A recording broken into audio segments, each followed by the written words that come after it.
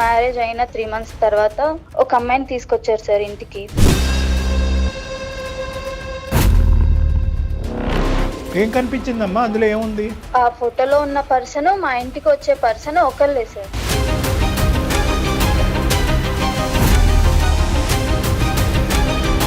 అసలు చెల్లికి ఇట్లా ఎవడైనా ప్రపంచంలో రాస్తాడని అడగపోయావమ్మా?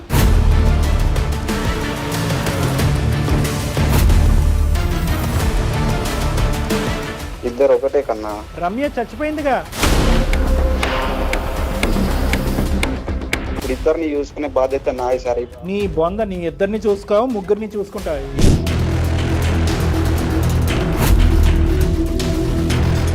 చనిపోయింది అనుకున్నటువంటి రమ్య వెంటనే మళ్ళీ నీ లైఫ్లోకి ఎందుకు రాలేదు? ఆ గ్యాప్లో ఆవిడేమైనా బిజీగా ఉందా? ఈ అమ్మాయిని కూడా అన్నయ్య అని చెప్పి వేరే వాళ్ళని తీసుకొచ్చి ఇంట్లో కూర్చోపెట్టాలా? సార్ నేనైతే ఎవరి కోసం ఎవరిని వదిలేయాను సార్, నాకు ఇద్దరు కావాలి. ఏ దుర్మార్గుడా!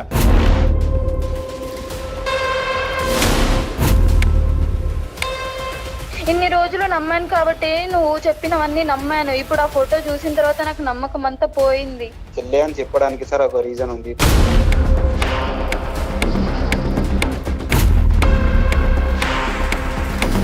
నేనేంటి కిట్టు? నువ్వు వైఫ్. మరి తను ఆమె నైఫా? ఏం మాట్లాడుతున్నావురా నాయనా? ఏం మాట్లాడుతున్నావు? ఎవరికి చేస్తున్నావు ఫోన్? అర్థమైందా? ఎవరితో మాట్లాడుతున్నావు తెలుస్తుందా? నీ కాల్ అంతా మొత్తం అంతా రికార్డ్ అవుతుంది. తెలుసు సార్ తెలుసు. కన్నా నేను బాగా చూసుకుంటున్నా, ఇలాంటి గొడవలకు నన్ను ఎందుకు తీసుకొచ్చినావు కన్నా? నువ్వు నాకు అర్థం కాదు.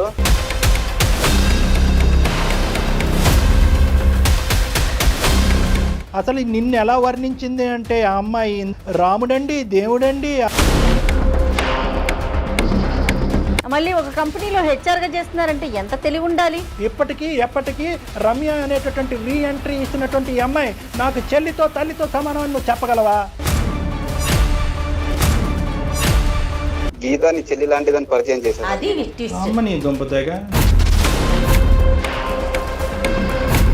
సార్ నాకు ఏం అర్థం కావట్లేదు సార్. నా లైఫ్ ప్లీజ్ మీరే హెల్ప్ చేయండి. ఇప్పుడు మనకు ఇప్పుడు తెలిసి ఇక్కడ గీత అక్కడ రమ్య అనే అర్థమైంది. ఇంకా ఎంతమంది ఉన్నారో? కాళ్లలో నొప్పి, నరాల వాపు వంటి లక్షణాలతో బాధపడుతున్నారా? వెరికోస్ వెయిన్స్ లో అత్యాధునిక చికిత్స Avis vascular centre. ABC hospital సమర్పించు అందమైన జీవితం కార్యక్రమానికి స్వాగతం. నమస్తే కళ్యాణ్. నమస్తే జయ గారు. కళ్యాణ్ గారు, గీత అనే ఒక అమ్మాయి మనకి మెయిల్ చేసింది. ఆఫీస్లో అది ఎలా ఉందంటే అంటే పెళ్ళైపోయిన అమ్మాయి తను ఫేస్ చేస్తున్న ఇష్యూని తను ఏం చేయాలో తెలియక, ఎటు వెళ్ళాలో అర్థం కాక, అంటే ఈ జర్నీని ఇంతటితో ఆపేద్దామా లేకపోతే ముందుకు వెళ్దామా, అన్నట్టుగా అనిపించలేదు నాకు. కానీ పాపం సందిగ్ధంలో ఉందండి. సో డెఫినెట్గా మీతో మాట్లాడిస్తానని చెప్పాను. కాల్ చేస్తానండి. హలో హలో, గీత గారండి? అవునండి, మీరెవరండి మాట్లాడేది? నమస్తే అండి, నేను జయానండి, సుమన్ టీవీ నుంచి. మేడం మేడం నమస్తే మేడం. నమస్తే గీత గారు, మీ మెయిల్ చూసామండి. నేను డాక్టర్ గారికి కూడా చెప్పాను, బ్రీఫ్గా చాలా 1 లైన్లో చెప్పేశాను నేను. సో మీతోనే మాట్లాడేద్దామనేసి. డాక్టర్ కళ్యాణ్ చక్రవర్తి గారు ఉన్నారు, ఒక్కసారి మాట్లాడతారా? సార్ నమస్తే సార్. నమస్తే అమ్మా, చెప్పండి అమ్మా. గీత, ఏంటి సమస్య? ఎవరిది?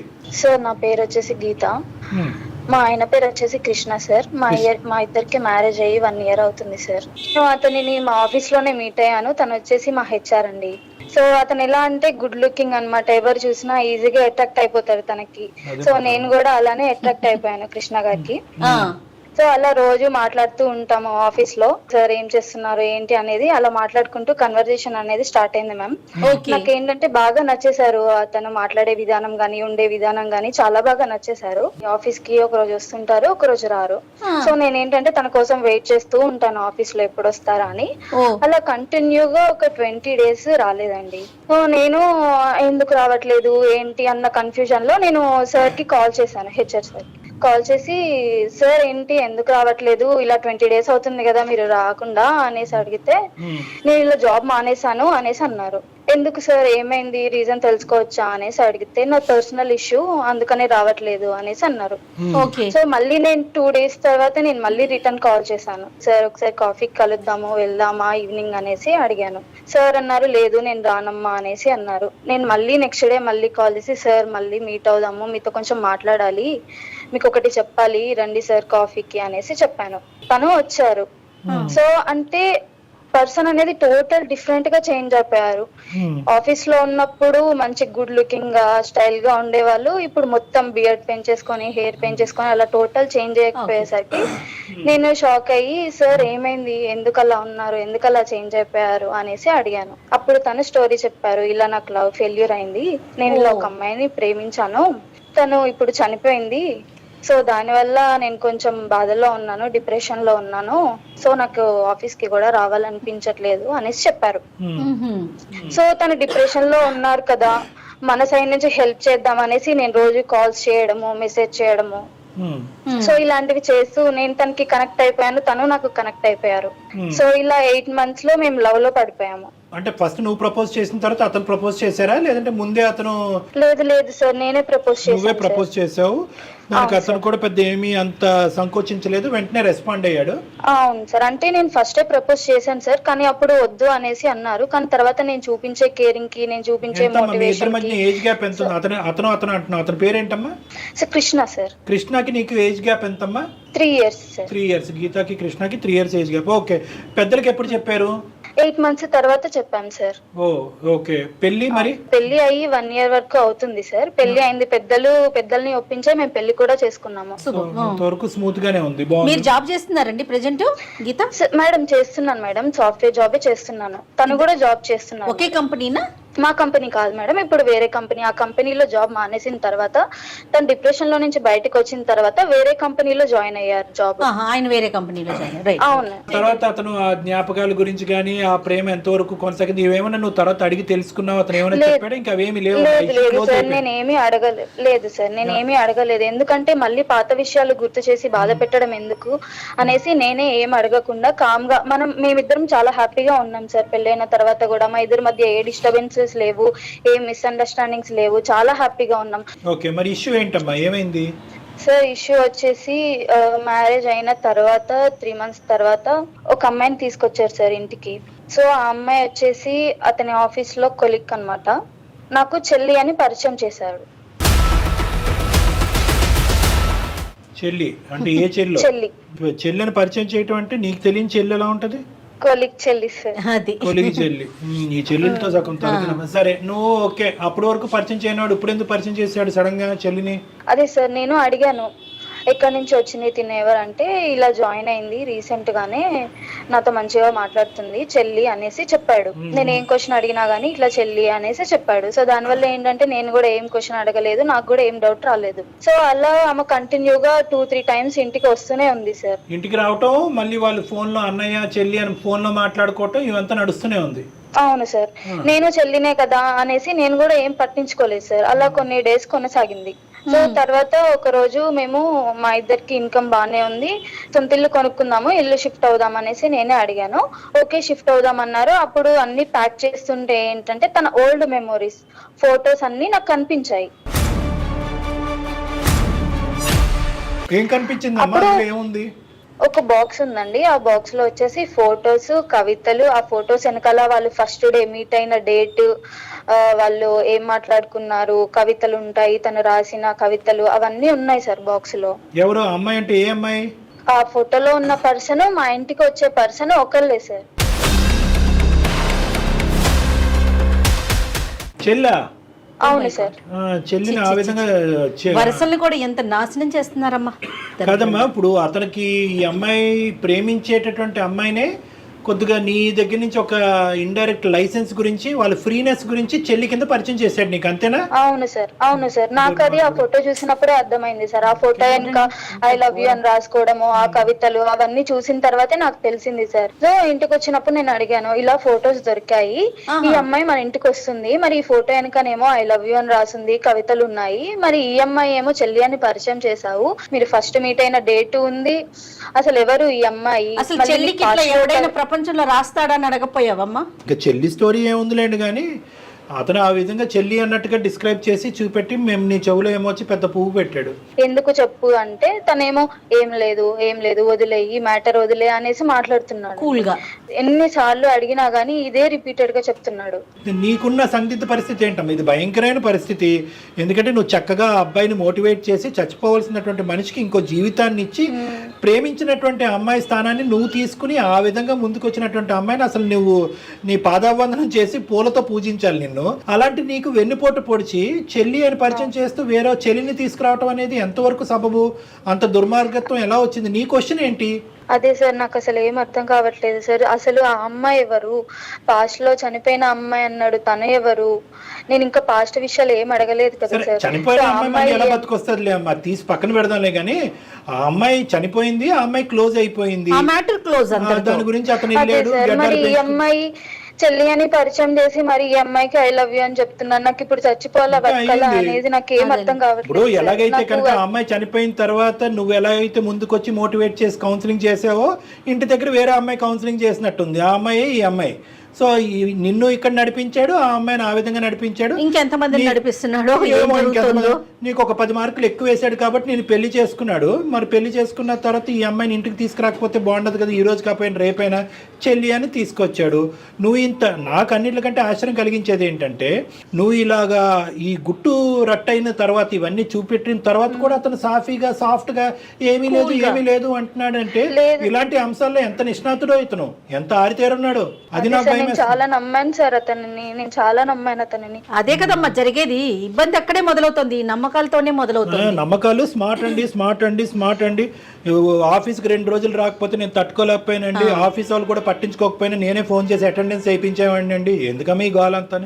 వీటిల్లో ఉంటారు కానీ వాళ్ళు అసలు ఎలాంటి వాళ్ళు ఏంటి ఎంక్వైరీలు చేయటంలో మాత్రం ఉండరమ్మా. నిన్నేదో ఇబ్బంది పెట్టడం అని కాదు కానీ జనరల్ గా ఇవే చూస్తా ఉన్నాం. సరే ఇప్పుడు ఏం చేద్దాం చెప్పండి? నేను ఎన్నిసార్లు అడిగినా చెప్పట్లేదు మేడం, అందుకనే మీ సైడ్ నుంచి ఏమన్నా అడిగించాలని చెప్తాడేమో అనేసి నాకు ఇప్పుడు ఆఫీస్ కి వెళ్ళాలన్నా వెళ్ళబుద్ధి కావట్లేదు, పని మీద కాన్సన్ట్రేట్ చేయలేకపోతున్నాను. నా లైఫ్ ఏంటో నాకు అర్థం కావట్లేదు మేడం, అసలు చచ్చిపోవాలనిపిస్తుంది నాకు. వెళ్తున్నాడు సార్, అతను మాత్రం బిజీగానే ఉన్నాడు, నిన్ను మాత్రం ఇరుకునేసాడు. అక్కడేమొచ్చి చెల్లి అని చెప్పుకుంటూ ఆ అమ్మాయితో సరసాలు కంటిన్యూ చేస్తున్నాడు. ప్లీజ్ సార్ హెల్ప్ చేయండి సార్. బయటకు వచ్చేసేమో సింపుల్ గా, ఏమి ఇలాంటి మోసగాడితో ఏముంటావు? కౌన్సిలింగ్ చేసినంతకాలం చేసావు, ఒక ఇంటోడిని చేసావు, చాలు. వాడికి చేసిన సాక్రిఫైసెస్ నిజం తెలుసుకోవాలి సార్, నిజం తెలుసుకోవాలి. అసలు ఏం జరిగింది ఏంటి నాకు అన్ని విషయాలు చెప్తాడు. ఈ విషయం అనేది ఎందుకు దాచిపెట్టాడు? నిజం తెలుస్తుందో చాలా నిజాలు తెలుస్తాయి మాకు, అది టెన్షన్ గా ఉంది. ఇప్పుడు నువ్వు చెప్పినట్టుగా ఇప్పుడు నువ్వు నీకు విన్నావు కాబట్టి ఫోటోలు కనిపించినాయి కాబట్టి మా వరకు అయితే ఫోన్ చేసావు. ఫోటోలు కనిపించకుండా ఈ డైరీలు కనిపించకపోతే ఎంతకాలం నడిచేదో ఈ కదా. అవునా సార్, దాని గురించి ప్లీజ్ సార్ మాట్లాడి ఏదో ఒకటి. మళ్ళీ ఇల్లు మారితే ఇంకొన్ని కనిపిస్తాయి నీకు. నీతో ఫెయిర్ గా ఉన్నాడు అనుకుంటున్నావమ్మా గీత, కానీ తను అసలు ఎన్ని దాచాడో, తనకి కావాల్సినయే చెప్తున్నాడు, వద్దు సీక్రెట్ గా ఉంచాలనుకునే తను క్లోజ్ చేసేస్తున్నాడు వాటిని. ఏంటంటే అతనితో మాట్లాడక ముందే ఈ ఇష్యూని రిజాల్వ్ చేసుకోమని ఎందుకు అన్నాను అంటే కనుక కేవలం ప్రేమించి పెళ్లి చేసుకుంటే అది వేరే విషయం అమ్మా. నువ్వు ఒక టీచర్ స్థాయిలో, ఒక తల్లి స్థాయిలో, ఒక డాక్టర్ స్థాయిలో అక్కడ నిలబడి చచ్చిపోయేటటువంటి మనిషి, చచ్చిపోవాల్సినటువంటి మనిషిని ఈ రోజు డిప్రెషన్ లోంచి బయటకు లాగి ఒక కొత్త జీవితాన్ని ఇచ్చేవు. అసలు నీకెంత రుణపడి ఉండాలి అతను. అలాంటి వాడు ఇలాంటి వెన్నుపోటు పొడిచేటటువంటి వాడికి ఇంకో అవకాశం ఇచ్చి నిజాలు తెలుసుకోవాలని ప్రయత్నం చేస్తావా? మీలాంటి పిచ్చమ్మాయిలు ఉండటం వల్లే లోకం ఎలా ఉంది. సరే ఒకసారి అయితే ఏమో మా అందరికీ తెలియని మంచితనం నువ్వు చూసావు కాబట్టి నువ్వు ఇంకో అవకాశం ఇవ్వాలి అని అనుకుంటున్నావు. ఆ మహానుభావుడు ఏంటి, ఆ మహనీయత ఏంటి అన్నది మేము కూడా చూస్తాం. ఒకసారి ఫోన్ కల్పమ్మా. మీరు మాట్లాడుతున్న వ్యక్తి మీ కాల్ ను హోల్డ్ లో ఉంచారు, దయచేసి లైన్ లో వేచి ఉండండి. హలో కిట్టు, ఎక్కడున్నావు? నేను బయటకు వచ్చిన కన్నా. మళ్ళీ ఆ అమ్మాయితోనే వెళ్ళావా? ఏ అమ్మాయి? నాకెవరున్నారు, నువ్వు తప్ప. ఏ అమ్మాయి ఏంటి, మన ఇంటికి వస్తుంది కదా, ఇప్పటికి 3-4 సార్లు వచ్చింది. ఆ ఫోటోలు చూపించాను, ఆ అమ్మాయి ఎవరో చెప్పట్లేదు కదా, ఎన్నిసార్లు అడిగినా. ఏం జరుగుతుంది కిట్టు, చెప్పు కిట్టు. నేను ఇంత లవ్ చేసి పెళ్లి చేసుకున్నాం కదా, మనం బానే ఉన్నాం కదా, ఏమైంది ఇప్పుడు? ఎందుకు ఇంకొక అమ్మాయితో? అవునమ్మా, చెల్లితో ఇప్పుడు ఏం సంబంధం అమ్మ మనతో? మనం బాగుంటున్నాం కదా, అసలు ఆమె మ్యాటర్ ఎందుకు వచ్చింది మనకి? మరి ఏం సంబంధం లేనప్పుడు అక్కడ ఐ లవ్ యూ కవితలు ఎందుకు రాసావు కిట్టు?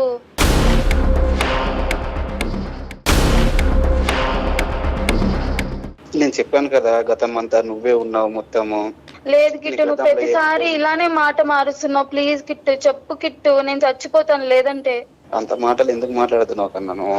మరి నువ్వు అలానే చేస్తున్నావు కదా, ఎన్ని టైమ్స్ అడిగినా ఇలానే అంటున్నావు. ఇంకా ఎన్ని రోజులు చెప్పు? ఆ అమ్మాయి ఏమో ఇంటికి వస్తుంది చెల్లి అంటున్నావు, అక్కడేమో ఐ లవ్ యూ అని రాసింది. నేను ఎలా నమ్మాలి చెప్పు?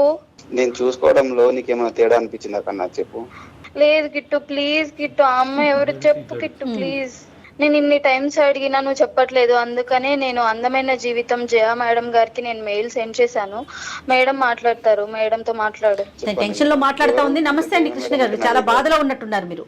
నమస్తే నమస్తే మేడం. అదే చాలా బాధగా అనిపిస్తోంది మీ వాయిస్. అది కూడా ఇది సుమన్ టీవీ అందమైన జీవితం ప్రోగ్రామ్ అండి. నాతో పాటు డాక్టర్ కళ్యాణ్ చక్రవర్తి గారు కూడా లైన్ లో ఉన్నారు. గీతకి ఏం మాట్లాడాలో, తనకి ఏం చేయాలో తెలియక మా దాకా వచ్చారండి, మాకు మెయిల్ చేశారు మీ ఇద్దరి మధ్య జరుగుతున్న ఇష్యూ గురించి.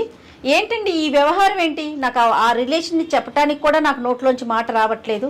మీరు చెప్పిన రిలేషన్ వేరు, అక్కడ జరుగుతున్నది వేరు. అసలు అమ్మాయికి ఏం పాలు పోవట్లేదు. ఇప్పుడు అలా కాదు. ఇప్పుడు ఆ అమ్మాయి ఇప్పుడు ఈ అడ్డంగా వాదన అనేది చాలా దరిద్రంగా ఉంది. ఒక అమ్మాయిని తీసుకొచ్చావు, 1-2 సార్లు ఏమొచ్చి చెల్లి చెల్లి అని పిలిపించావు, చెల్లి అని అన్నావు, పరిచయం చేసావు. ఆ అమ్మాయి ఏమొచ్చి అసలు సిగ్గు లేకుండా నేను అన్నయ్య అని అంటుంది. ఆ అమ్మాయి ఎవరో తీరా కట్ చేసి చూస్తే కనుక ఈ అమ్మాయిని ఎందుకు ఇప్పుడు పిచ్చిదాన్ని చేస్తున్నారు మీరు? వాస్తవానికి నిజాన్ని ఒప్పుకోవచ్చు కదా మీరు. ఫోటోలు వెనకాతలు ఏమొచ్చి మీ ఇద్దరు లవ్ స్టోరీలు కథలుగా రాసి ఉన్నాయి, కవితలు ఉన్నాయి, ఇంకా చండాలం అంతా ఉంది. ఈ చండాలం అంతా చూసిన తర్వాత కూడా ఇది నిజం కాదు, ఆ అమ్మాయి చెల్లే చెల్లే చెల్లే అని చెప్పి ఎవరిని పిచ్చోలు చేస్తున్నారు మీరు? నువ్వు తీసుకొచ్చినటువంటి అమ్మాయి ఎవరు? నీ గతంలో జరిగినటువంటి ఆ స్టోరీ ఏంటి? ఆ కథ చెప్తూ గెడ్డలు పెంచుకుని ఈ అమ్మాయిని ఎందుకు ట్రాప్లో వేసావు? అసలు వాస్తవానికి నీ గతంలో ఒక స్టోరీ ఉందా, లేదంటే ఈ అమ్మాయిని పడేసే దాని గురించి నువ్వు ఆడినటువంటి ఒక నాటకమా?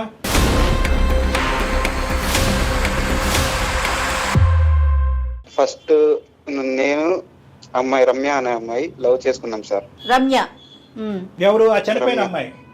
చనిపోయిన అమ్మాయి సార్. చనిపోయిన అమ్మాయి. నువ్వు ఎంతకాలం లవ్ స్టోరీ మీది? రమ్య నేను 1 year లవ్ చేసుకున్నాం సార్. ఓకే. ఎలా చనిపోయింది అమ్మాయి? యాక్సిడెంట్ లో చనిపోయింది అని వాళ్ళ ఎవరు చేశారో తెలియదు సార్. ఇంటి నుంచో వారికి బయట నుంచో అని తెలియదు మాకు. ఓకే. కాల్ వచ్చింది సార్, ఒక అన్నోన్ కాల్ వచ్చి ఇట్లా యాక్సిడెంట్ లో చనిపోయారు అని వచ్చింది. వాళ్ళ ఇంటికి వెళ్ళి చూసే లోపు వాళ్ళ ఇంటికి తాళం ఉంది సార్. పక్కింటి వాళ్ళని అడిగితే వాళ్ళ సొంతూరుకి వెళ్ళిపోయారని అడిగితే వాళ్ళ సొంతూరు అనే డిస్కషన్ మాకు ఇద్దరి మధ్యలో ఎప్పుడు రాలేదు. 1 year. యాక్సిడెంట్ అయిన అమ్మాయిని మీరు చూడలే మీ కళ్ళతో? మా కళ్ళతో నేను చూడలేదు మేడం. అసలు మేము చనిపోయిందని నేను డిప్రెషన్ లో ఉన్నాను సార్. 1 year డిప్రెషన్ లో ఉండే టైంలో గీత అప్పుడు పరిచయం అయింది సార్ ఆఫీస్ లో నాకు. ఓకే. ఆమె వచ్చి నన్ను డిప్రెషన్ లో నుంచి బయటకి ఏదో ఒక మోటివేషన్ చెప్పి బయటకు తీసుకొచ్చేది మేడం నన్ను. ఆ తర్వాత అలా లవ్ మంచిగా కుదిరి ఆ తర్వాత పెళ్లి చేసుకున్నాం మేడం. మేము ఉండే ఇల్లు షిఫ్ట్ అయ్యే టైం దగ్గరకు వచ్చింది. షిఫ్ట్ అయ్యే టైంలో ఈ రమ్య పిక్స్ కనబడ్డాయి మేడం. అంటే ఇప్పుడు దాచుకున్నవి ఉంటాయి కదా మేడం కొన్ని. రమ్య చచ్చిపోయిందిగా, అంటే చనిపోయిన అమ్మాయి పిక్స్. అప్పుడు మరి ఈ అమ్మాయి ఏమొచ్చి ఇప్పుడు ఇంటికి వచ్చిన చెల్లి పిక్స్ అంటున్నాడు. అది కిట్టు చనిపోయిందని చెప్పావు కదా, ఆ అమ్మాయి ఒకళ్ళేనా? చెల్లి అని పరిచయం చేసిన అమ్మాయి పాస్ట్ లో రమ్య ఒకళ్ళేనా? ఏం మాట్లాడయ్యా? చెప్పు కిట్టు. హలో హలో కాదు, బోలో. ఇద్దరు ఒకటే కన్నా. నాకు ఎందుకు చెప్పలేదు కిట్టు? మరి చెప్పొచ్చు కదా. హ్యాపీగా ఉండే లైఫ్ ని ఇప్పుడు దాన్ని చీల్చడం కరెక్ట్ కాదు కదా రమ్య. అయితే మోసం చేస్తావా? చెల్లి అని పరిచయం చేస్తావా? మోసం చేస్తావా? చెల్లి అని పరిచయం చేస్తావా? చనిపోయిన అమ్మాయి ఎలా వచ్చింది అసలు? ఆ రమ్య చనిపోయిందని అన్నావు కదా, అంటే నువ్వు చూడలేదు కాబట్టి అమ్మాయి చనిపోలేదా? రమ్య మళ్ళీ ఎలా ప్రత్యక్షమైంది? అవును సార్, నేను చూడలేదు కాబట్టి నేను నమ్మాను. 1 year డిప్రెషన్ లో ఉన్నాను. ఆ తర్వాత నేను ఆఫీస్ లో మళ్ళీ హెచ్ఆర్ గా జాయిన్ అయినప్పుడు మళ్ళీ మెయిల్ వచ్చింది రమ్య అదే పేరుతోని, సేమ్ అదే పేరుతో వచ్చేప్పుడు నేను వెంటనే కాల్ చేసి రమ్మన్నాను ఆఫీస్ కి. అప్పుడు ఏమైందంటే వాళ్ళ అమ్మ నాన్న ఇద్దరు విడిపోయారు సార్ మేము చేయబట్టి. వాళ్ళ అమ్మ వేరే పెళ్లి చేసుకుంది, వాళ్ళ నాన్న వేరే పెళ్లి చేసుకున్నాడు. ఆ తర్వాత ఈమె ఎటు తోచని పరిస్థితి, ఆమె కాళ్ళపైన ఆమెనే నిలబడాలి. ఆ తర్వాత నేను ఆఫీస్ లో జాబ్ ఇప్పించాను. ఇప్పుడు ఇద్దరిని చూసుకునే బాధ్యత నాది సార్. ఇప్పుడు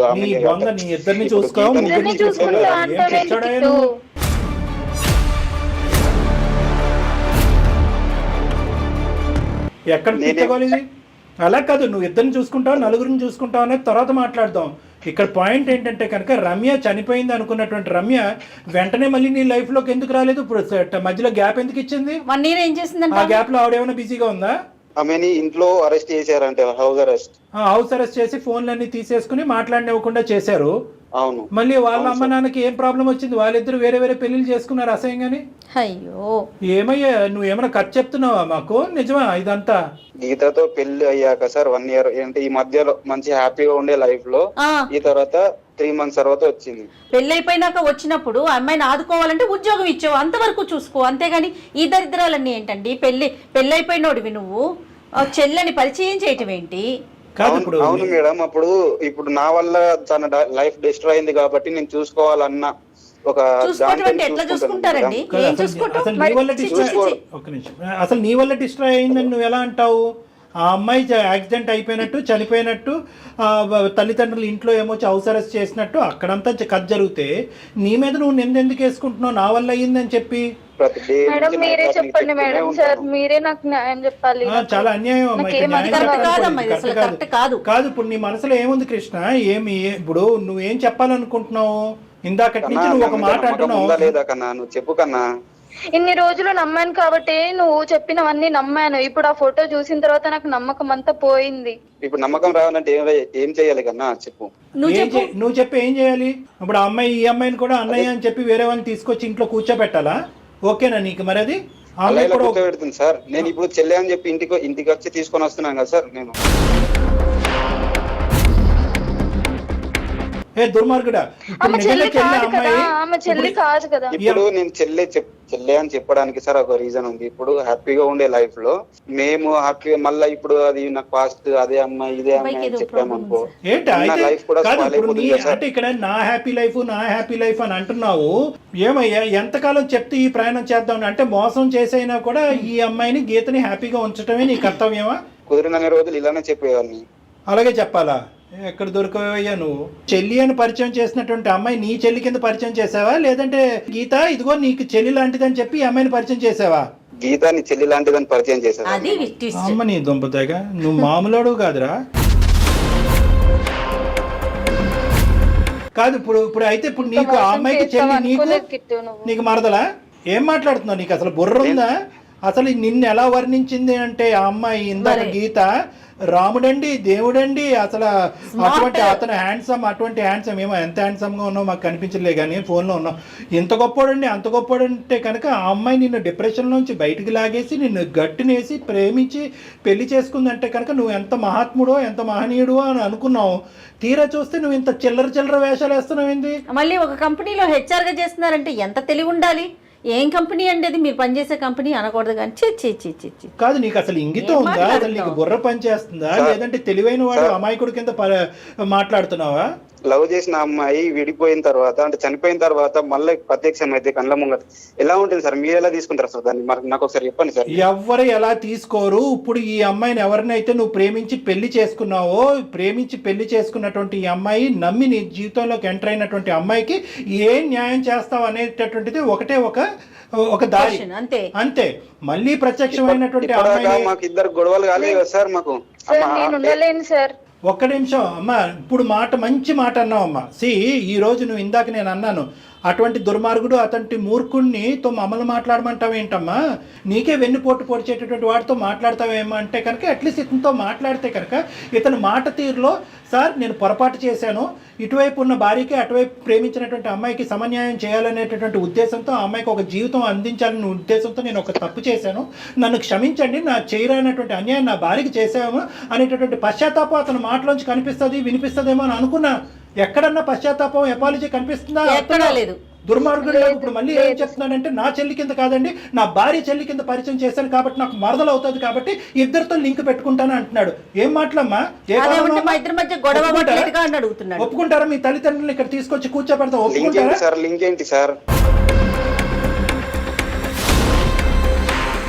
దీన్ని ఏమంటారు? చూసుకోవడం అంటారు సార్. దీన్ని చూసుకోవడం అంటే కనుక ఏ విధంగా చూసుకోవడం అంటారు సార్? దీన్ని ఈ మనస్సాక్షిమే చెయ్యేసుకుని ఎప్పటికీ రమ్య అనేటటువంటి రీ ఎంట్రీ ఇచ్చినటువంటి ఈ అమ్మాయి నాకు చెల్లితో తల్లితో సమానం అని నువ్వు చెప్పగలవా? అప్పుడు నేను లవ్ చేసిన అమ్మాయికి మరి ఎలాగా? మరి నేనెలా కిట్టు? మరి నేనేంటి కిట్టు?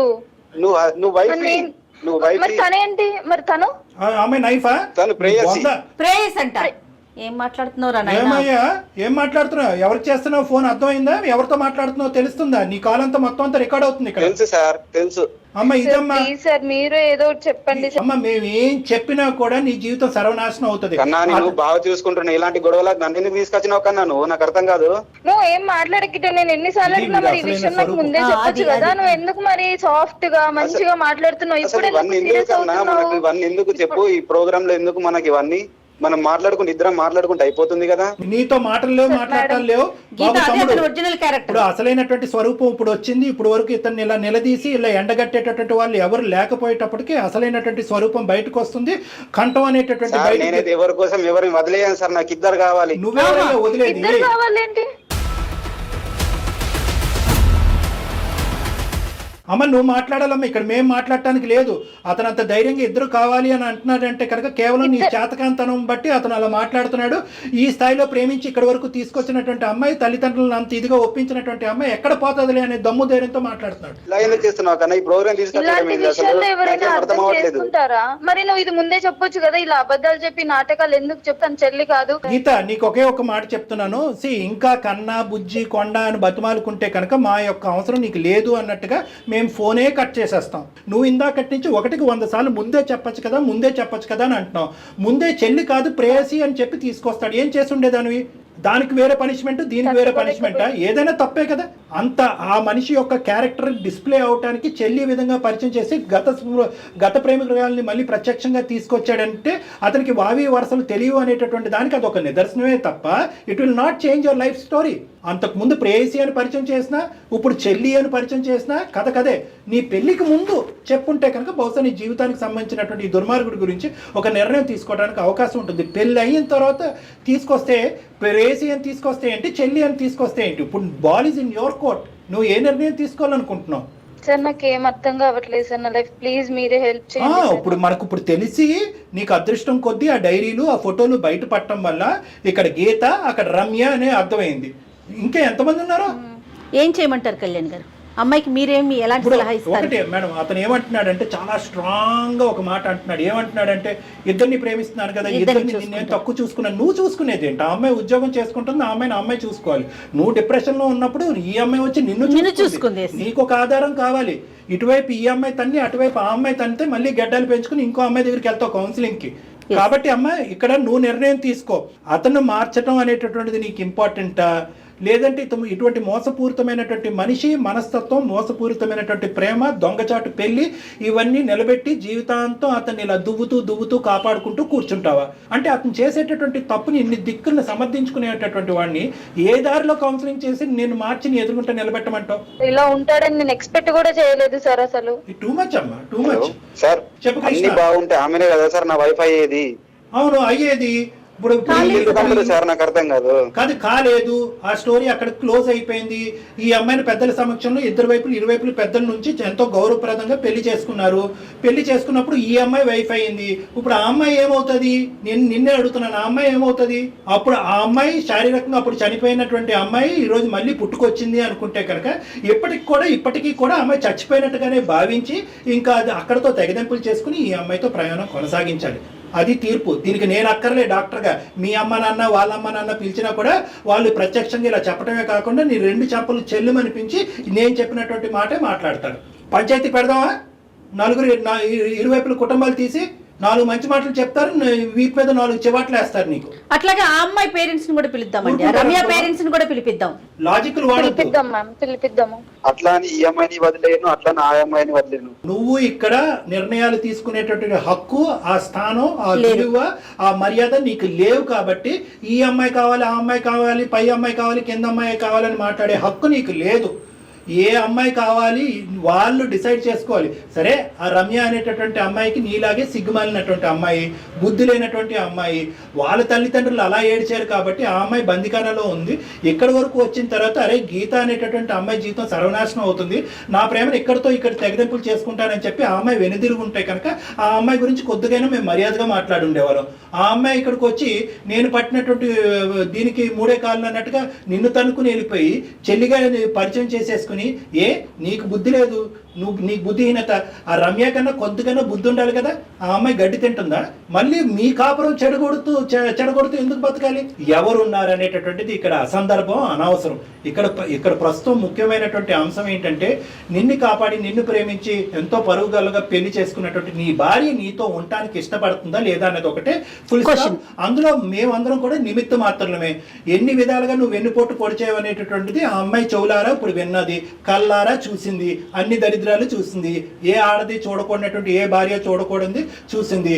మీ ఇద్దరి యొక్క అదృష్టం ఏంటంటే ఈ అమ్మాయి ప్రెగ్నెంట్ కాదు, పిల్లలు కూడా లేరు. కాబట్టి ఆ అమ్మాయి తీసుకునేటటువంటి నిర్ణయానికి మేము పూర్తిగా సపోర్ట్ చేస్తాం.